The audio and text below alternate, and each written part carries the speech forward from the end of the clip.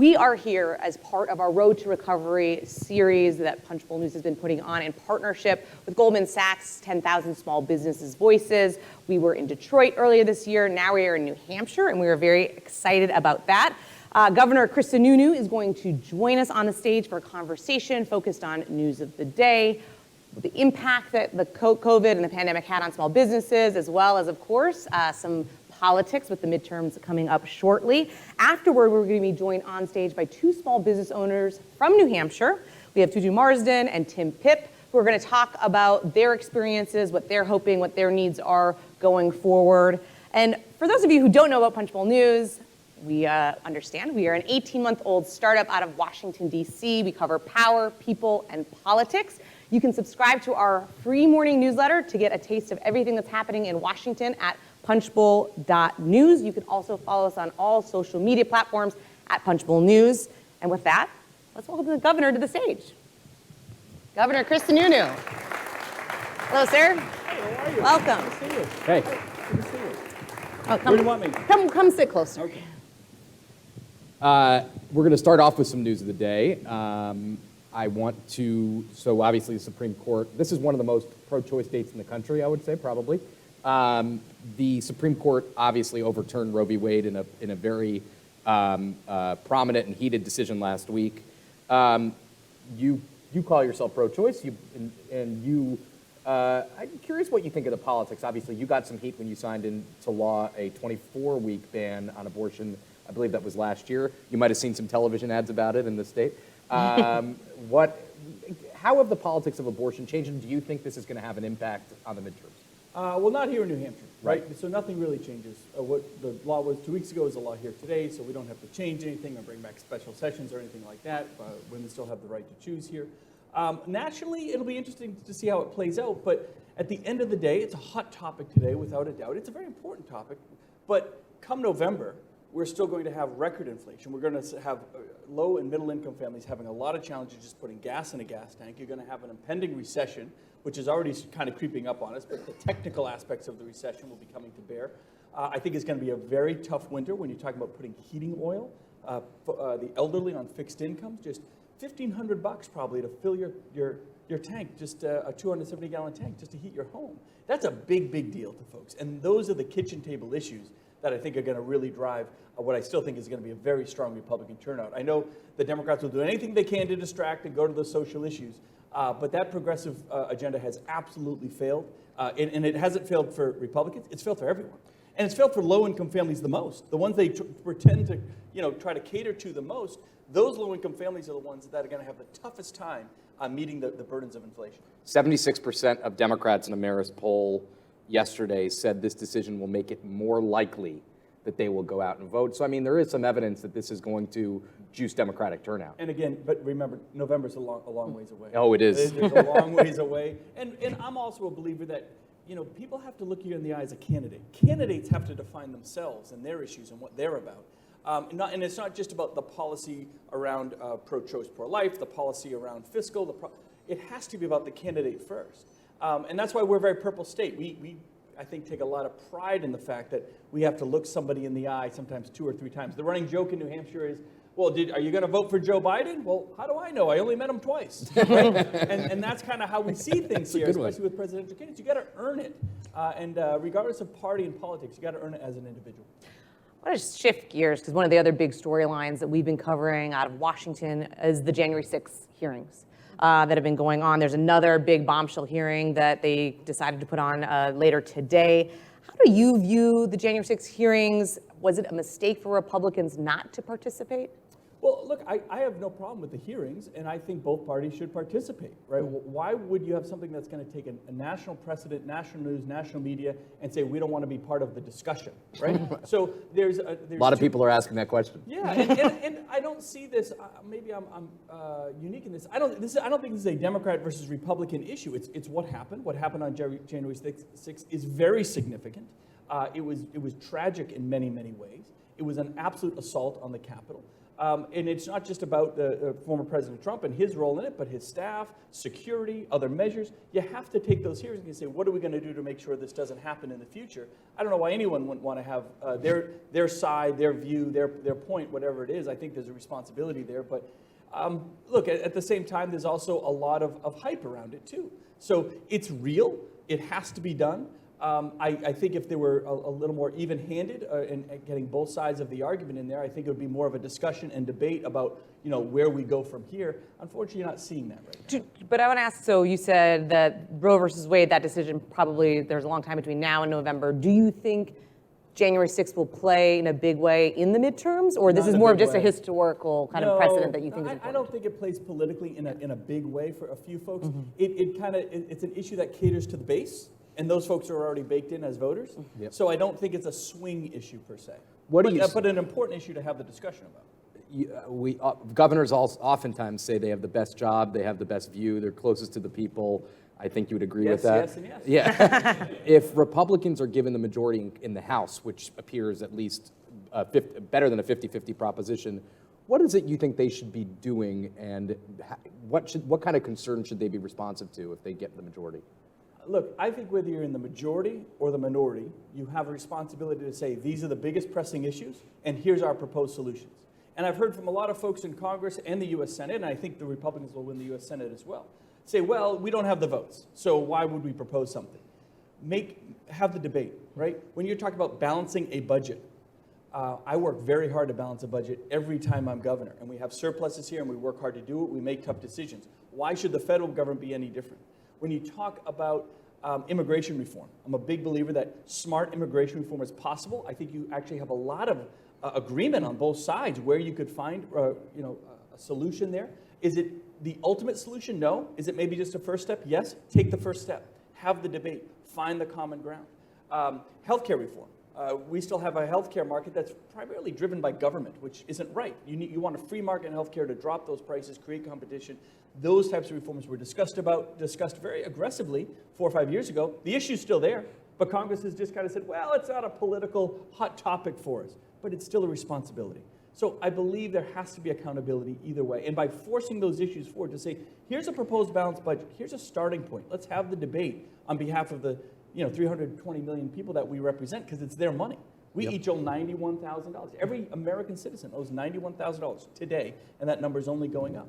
So you have to have responsible conversations. So even if you don't have the votes, even if you might not get the Senate on board or even the president on board, force the debate, take the first step, and maybe we start going down the path inch by inch. But that's the accountability that America wants to see. All right, let's shift to the topic of the day. While we are all here to talk about small businesses, there's a lot of small business owners that are in the audience today. We are in one in this great stage today. We ourselves are small business owners, so we feel this a lot. But a lot of Americans are worried about inflation, you mentioned, gas prices, baby formula, and having the access to that right now, which is kind of a crazy thing to even be saying out loud. What are you hearing from small business owners in New Hampshire about kind of the state of play, the state of the economy, how things are going? Well, look, here in New Hampshire, our economy is phenomenally strong. Like, there's no doubt about it. And it's not just strong for the Northeast. We have one of the strongest economies in the country, but that's not by accident. We work very hard. And not to be on a stage and just pat myself on the back, but I am a politician, so I am going to do it. We constantly cut taxes. We constantly deregulate. And my philosophy generally is to say, okay, our job as government is to kind of get out of the way, create good guidelines and safety and environmental safety and controls, but then get out of the way and let businesses do what they do best. During the pandemic, we knew businesses were going to go through a tough time, but we also knew that there would be a comeback. And what I didn't want to see is businesses trying to reestablish themselves, refigure it out like you see in other states. I took the huge majority of my CARES Act money, over $400 million, more than any other state in the country. We invested in the Main Street Relief Fund. We created a nonprofit relief fund, because guess what? Those are small businesses too. Those employ tens of thousands of people across our state. We're the only state to do a self-employment relief fund, because those are effectively small businesses as well. So during the height of the pandemic, we put a lot of our money back into the businesses so they weren't kind of refiguring it out, so they could stay afloat. And they had the federal assistance too, the PPP, that was very important, of course. And then when we decided how to get folks back on track during the pandemic, we let the bowling alley owners come in and help write the guidelines. We let the barber shops come in and help write their guidelines. The restaurant owners and association came in and wrote their guidelines. And that allowed them to take ownership, be stakeholders, own those solutions, and that allowed us to move forward. And at the end of the day, we are ranked by the Cato Institute having more personal freedoms in New Hampshire than any state in the country, yet we still kept our fatality rate as one of the lowest in the country as well. So it's about the balance. And from the pandemic, I focused on that because when the economic recovery came back in America, we weren't figuring it out. We came out like a shotgun. We just came out so fast and so hard because those businesses never disappeared. Look, I think Charlie Baker in Massachusetts did a phenomenal job down there, but you had car dealerships closing. I don't know why you'd close a car dealership. And so everyone in Massachusetts was running to New Hampshire to buy their car. You'll take it, right? The number, we're the only state in New England with a growing population in 2021. Why? Because everybody around the greater Northeast area came to New Hampshire and flooded in. But businesses are coming in here left and right. So by being very aggressive, making tough decisions, and being very pro-business during the pandemic, I think that set the stage for us going forward. You mentioned the stimulus package that Congress passed, an unprecedented level of federal help to states and to every sector of the economy. There's always talk about doing more. Is there something more that the federal government should be doing? No. In terms of putting more money out there? More money? Yeah, well, look, the federal government has just added $5 trillion onto our balance sheet in the last 2 years. They literally just have a guy on a computer and they add $5 trillion. I'm not sure that's how it works, but that's actually exactly how it works. No, that literally, they don't, you think they're printing $5 trillion in cash? No, that's true. They're literally adding it to their balance sheet. Then they're, then you have the bond market. It goes crazy from that. It floods a ton of cash back into the economy. So we're all paying the price for that. Now, there is benefits to it, to getting through the pandemic. But, this infrastructure bill, okay, fine, we'll take the money. We'll spend it better than any other state in the country. We'll do one-time investment for one-time funding for one-time investment. But there is no doubt that it's creating a massive inflationary problem for the average American. So in terms of spending more money, no, that's the last thing I think the federal government needs to be worrying about. Remember, most of that $5 trillion we just talked about, a lot of it hasn't even hit the economy yet. We haven't actually started spending our infrastructure. We're just spending the first infrastructure dollars today. And over the next 3 or 4 years, the ARPA money will be spent, the infrastructure money will be spent. So inflation is not going away, unfortunately. People ask me all the time, so Governor, we're 10% inflation up, when is it going to go back down? No, that's not how inflation works. The worst part about inflation is first, it hits low-income families the hardest, and second is there's no deflation of 10%, right? That would be terrible for the economy, and that would be horrible for America. So what you'll get is this massive spike and then a stagnation. And when the Treasury Secretary goes out and tells people, well, a recession isn't inevitable. Yes, it is. And that's horribly irresponsible. And I would say the first person to be fired before you even get to Congress and the President is this Treasury Secretary. She's been an absolute disaster for this country because she creates a false narrative. So you think it's better to have the administration go out and just say there's going to be a recession and there's nothing we can do about it? Well, you have to own it. Look, but being in a leadership position, the biggest responsibility is owning the good with the bad and saying, a year ago, they should have said, it's likely we're going to hit a recession. We think the Fed should ease into this as opposed to pretending it's not there. What happens? 75 basis points, boom, in a single hit. It rocks the markets, it rocks consumer confidence, as opposed to giving people a glide path and a runway. And you do that with transparency and owning the good with the bad. So you talked a lot about, kind of what you've been able to do in New Hampshire that's been better than other states. You see, and that's a pretty dire picture. We could be here all day talking about that, frankly.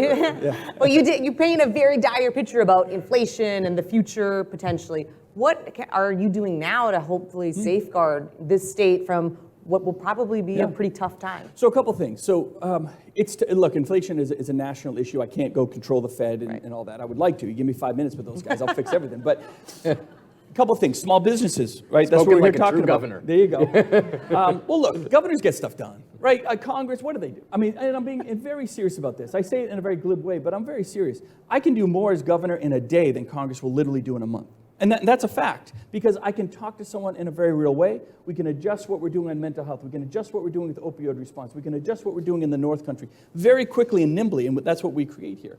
But long term, when you look at inflation, we want small businesses first to pull together, give themselves stronger buying power, move themselves to the head of the line in terms of supply chain and cost, because that's where small businesses get hurt the most in an inflation and supply chain crisis. They can't get the steel. They can't get the product onto the shelves because they don't have the big buying power of the Walmarts or whatever it is. So you want to be able to have them pull together. Same with healthcare costs. So allowing that to happen. In taking some of this ARPA money or the surplus, right? We've balanced our budget really well. I got $400 million surplus. I'm taking a big chunk of that and offsetting energy costs for individuals, because as you put gas in your tank, that's been doubled. Turning on a light switch, that's going to double. Everything runs on that base load generation. So we're reinvesting, again, not in an inflationary way, but just cutting those costs for individuals that need it the most. And again, we just announced a $100 million plan. And then, again, still having some in reserve, so when the winter comes and when the fuel, I think the heating oil crisis of 2022, 2023 is going to be very real for this country. When that comes, we still have something in reserve, again, to offset those costs, not just for residential ratepayers, maybe for commercial businesses as well. And the final thing is, in a place like New Hampshire, where you have small businesses and small cities and rural areas, you can't just focus on the southern tier here. You got to focus in rural areas. I was up in Berlin yesterday signing bills. I was up in Whitefield yesterday talking to individuals and meeting with businesses. So you got to make sure the rural areas are getting as much attention as anywhere else. And I think that's one area where you don't want to create a system of the haves and the have-nots in terms of infrastructure, federal spending. You got to make sure it's truly spread out all across your system. Do you, if you could snap your fingers and get Congress to do one thing, what would it be? We asked this of small businesses, leave. Yeah, well, unfortunately, you can't get them to do that. Look, I know I've been really aggressive on Congress, and I've said fire them all and all that kind of stuff. But in all seriousness, if you told me we're going to replace 100 U.S. senators and 435 members of Congress with random adults across America, are we going to get worse results? I mean, literally, no, you're not, right? So it's the easiest line to dump on Congress. Look, even if they got things done that I didn't agree with, at least there would be some accountability. One of the main reasons I didn't run for the U.S. Senate. That was our next question. Oh, well, there we go. Well, look, it's really hard. Public scrutiny nowadays is brutal, and I can handle it. My family, asking them to go through this ringer is brutally hard, especially during the pandemic. And everyone kind of says, look, you've done a great job, you got to move on.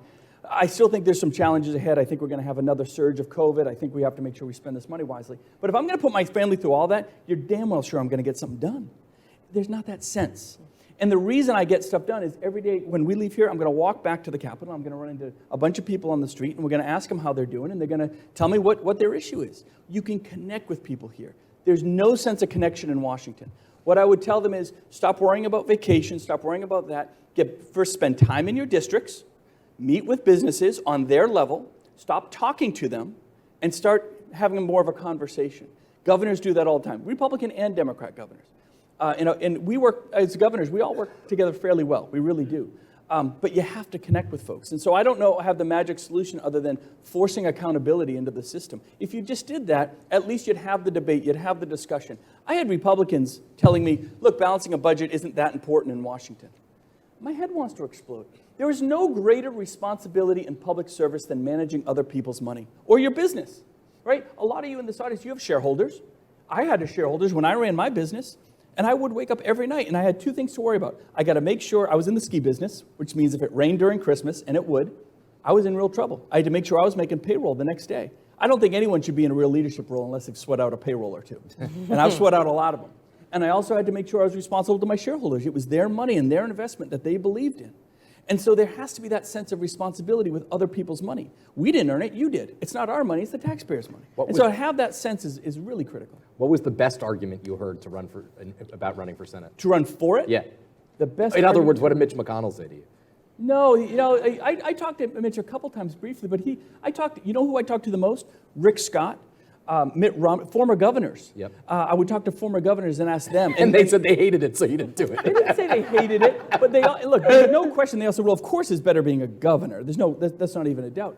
But folks have to remember, I'm not term limited either, right? Rick Scott from Florida, he was term limited. He wanted to keep serving, so the Senate was the obvious choice. They were not just asking me to run for Senate, they were asking me to quit what I love doing and what I get a lot of fulfillment in, and that's being governor. So that was a different story. I want to talk about another public figure you've had some words with, Ron DeSantis.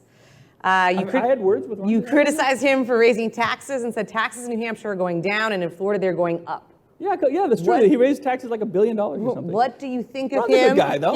He's one of the probably leading figures to potentially be the 2024 Well, he's on Fox nominee. News a lot. Let's be careful with that. Yeah. So what do you think of him? I mean, do you have a relationship with him at all? I know him. You know, a lot of us get together at conventions and the Republican Governors Association. We trade ideas. He doesn't participate as much as others, but that's okay. He's kind of in his own, doing his own thing in Florida and nationally. That's fine. No, it's not. I got to tell you, governors get along really well. We really do. Do we agree on every issue? No. I have governors that disagree with me vehemently on many issues, and I would consider them some of my best friends. During the pandemic, we were on the phone every night with each other sometimes, banging out ideas. What are you seeing here? How are you managing this? What are you seeing from your businesses? What are the school issues? And we just bang ideas constantly, and I think that's why we got through it so well. Remember, the country was successful through the pandemic. The feds did their part. They got the vaccine out quickly. That was great. But at the end of the day, it was governors that really drove the solutions in their states. And some governors were more successful, others than, to be sure. Republican governors, I would challenge you to say, were far more successful because they understood business, they understood jobs, they understood how to get people back to work in a safe way. How about Trump? Could he win again, and do you think he should? Oh, he could, sure, yeah. Well, I think there's going to be tons of candidates. I mean, people still project, oh, well, this and former President Trump or Ron DeSantis or all this. You're going to see a host of candidates come out. We're still 18 months away from the first in the nation primary right here in good old New Hampshire, by the way. And we'll do it right, we'll do it safe, we'll count the votes, and we'll get a winner that night. Sorry, Iowa. Nice try. Look, I take a lot of... Are you going to run? Wait, for governor? Yeah. No, for president. For president. Look, look. Is that a no? No, I'm not. I am absolutely focused on New Hampshire. Oh, come on. I hate that answer. I know you hate it, but that's the right answer. That's my answer. That's the real answer. Look, I got to win in November. I got to earn votes. This is New Hampshire. No matter how popular you are one day, if you're not doing your job, the folks here are going to hold me accountable. And they know me. I mean, I'm insanely transparent. I think people know where I stand on most of these issues. We don't hide from anything. We answer every question. So I got to make sure I earn the votes in November, and then we'll see what happens after that. But this country is going to be a very different place a year from now. You're going to have inflation. You're going to have...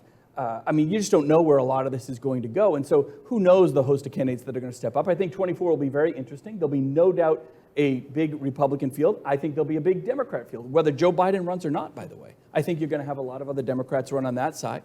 And look, politics is our fifth professional sport here in New Hampshire, right? We have our teams, we have our primaries, those are like our playoffs, and this is the place to be. You want to see something exciting, you come back late January, early February in 24, it's a scene, man. It's awesome. Is Maggie Hassan going to win? No, Senator Hassan is done. Look, Senator Hassan. That's a pretty big prediction. It's not. Look, she spent $25 million when she started. She had a 42% approval rating. Today, she has a 42% approval rating. She is baked in. She hasn't been here. So it's not even about policy. I go back to where I started. It's about connection, and she has not connected with votes. Personally, I get along very well with Senator Hassan, former Governor Hassan, but people know her. They want something different. You can't say we want something different in Washington and keep sending the same people back. Yet a lot of places do. So, yeah, not this time around, and not New Hampshire. I really don't think so. I think we're going to win both congressional seats, by the way, and Senator Hassan is done. And I don't know who the candidate will be on the Republican side, but there's a lot of energy there just to see change. They just want change. All right, we have a lot of good predictions here this morning. We're going to hold you. We got to hold you to them. Governor Sununu, thank you so much for your time today. Oh, you bet. We really Thank appreciate you. it. Yeah, thank you very much. That was fun. Good to see you, brother. Thank you.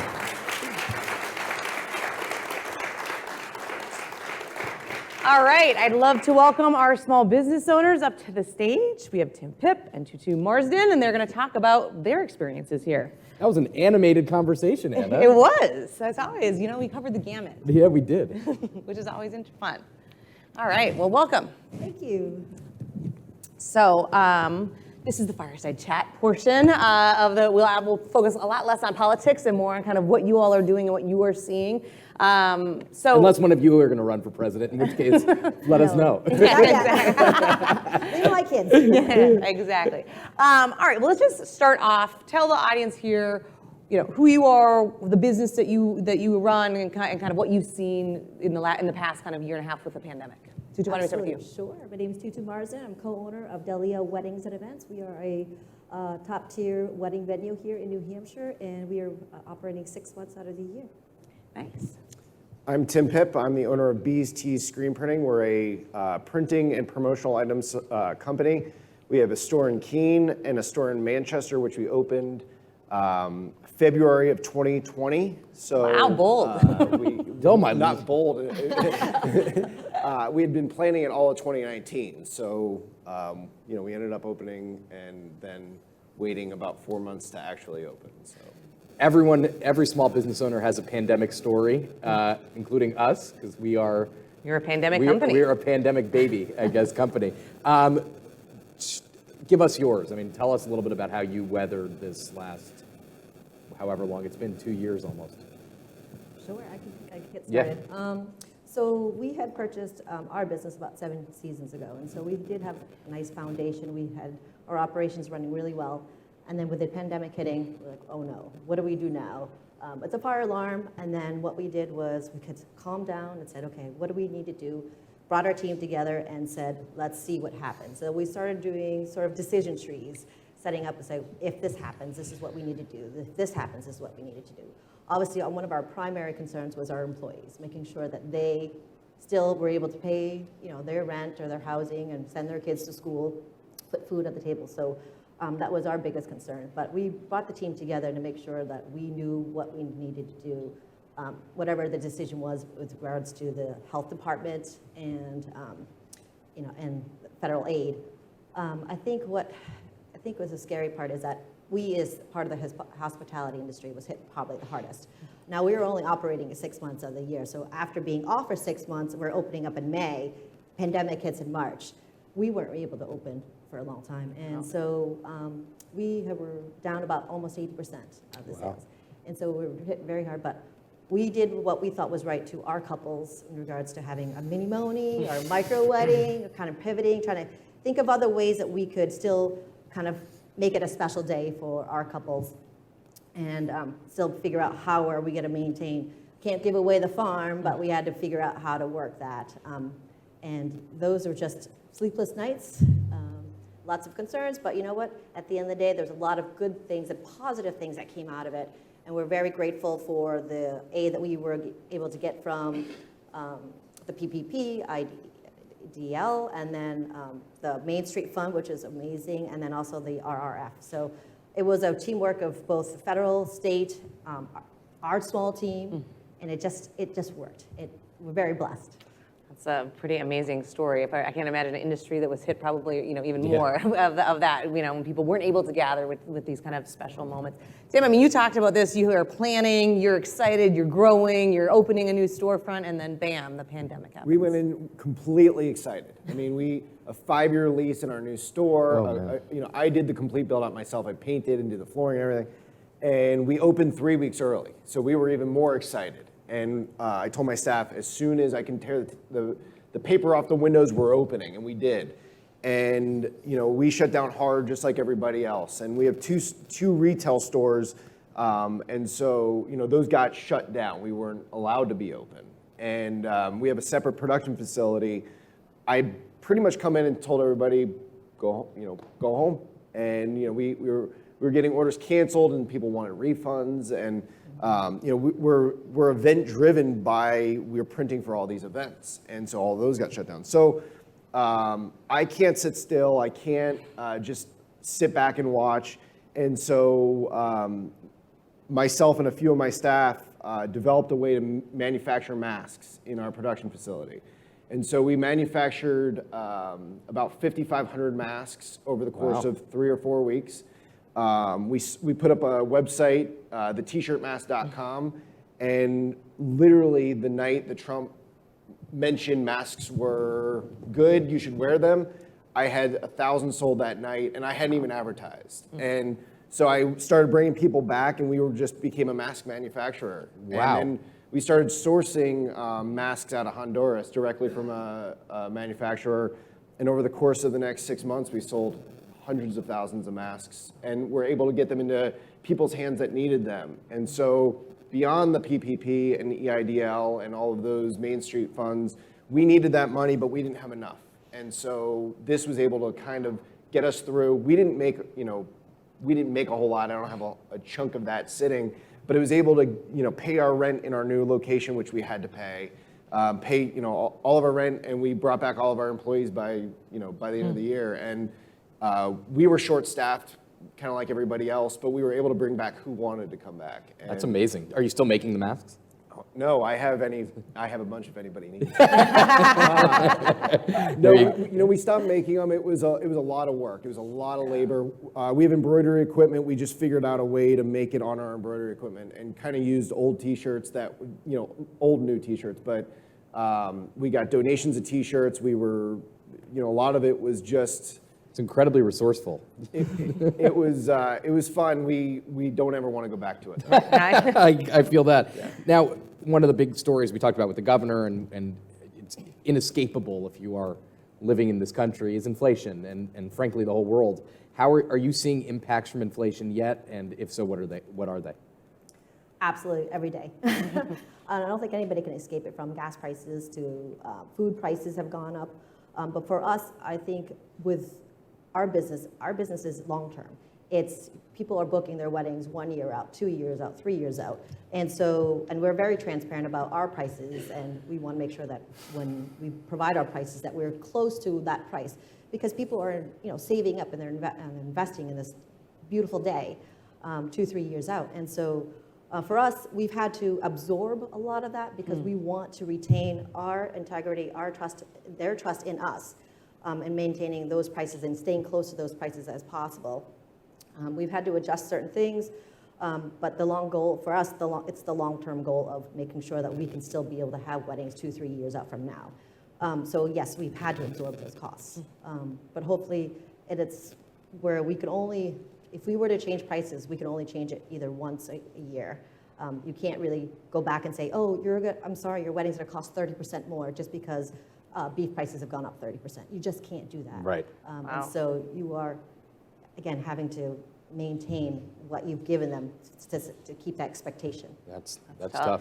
How are you? Yeah, I mean, I told this a number of times. A gallon of white ink 3 years ago was $50 a gallon, and I hear gas prices, and for me, I don't exactly, $4 a gallon's a lot, but 50 for a gallon of white is a lot.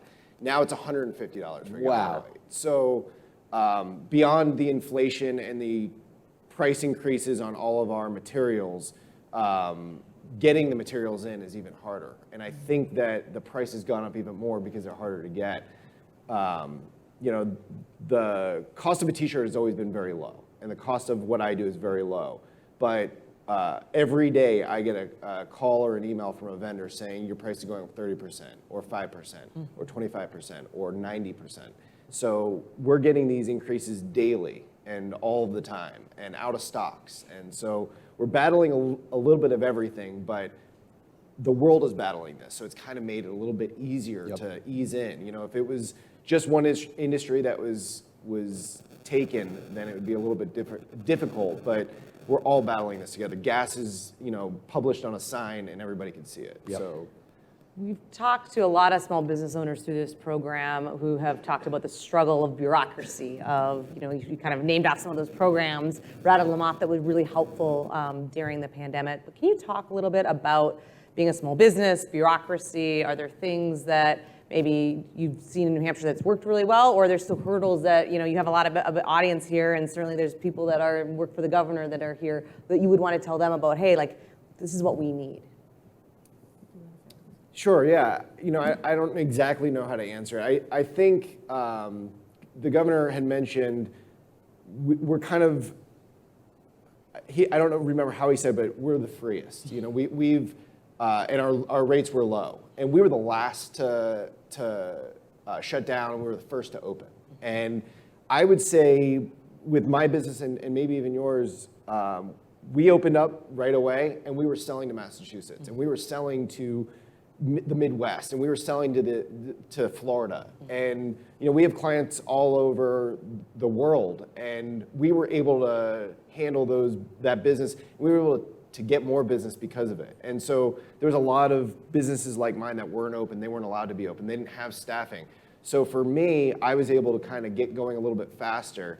But those programs also were the only reason that we made it through. The PPP and the EIDL, the Main Street Fund, I couldn't have financed closed retail stores without those. Or I paid employees that were kind of sitting around not doing a whole lot while we were trying to figure it out and get back going. I couldn't have done that. There's just no way. And as a new program came out and we were introduced to it, you're hesitant. You're like, do I have to pay it back? Do I have to? And the state was very good about getting the information out and what it was. I do have some I wish it was done differently in some ways, but overall, it's the thing that saved a lot of us, I think. Yeah. Yeah, very similar. I think business owners are probably the most creative individuals. We are problem solvers. We're on the ground. We're with our staff every single day. And so we know and see how business works.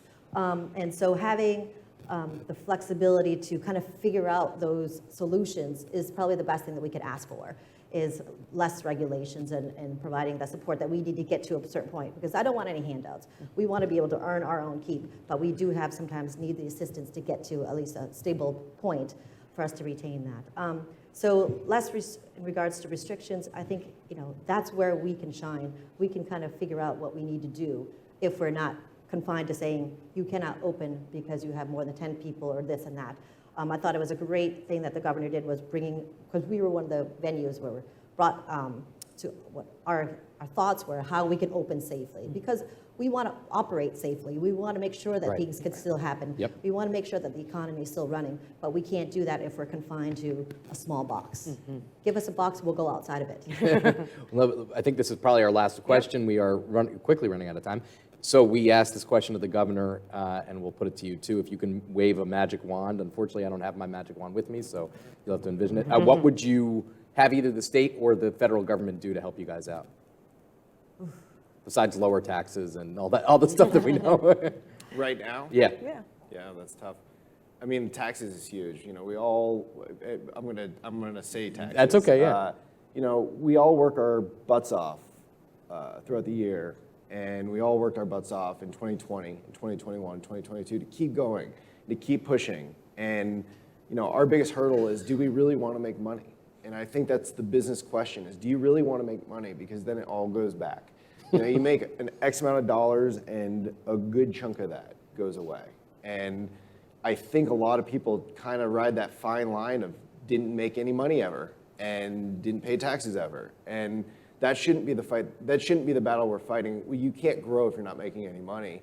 And I think most businesses want to grow. So taxes would be a wonderful topic. If I can wave the wand, I would say, are you spending it correctly? Then you don't have to pay as much in taxes. I like that wand action, Yeah, very I like strong.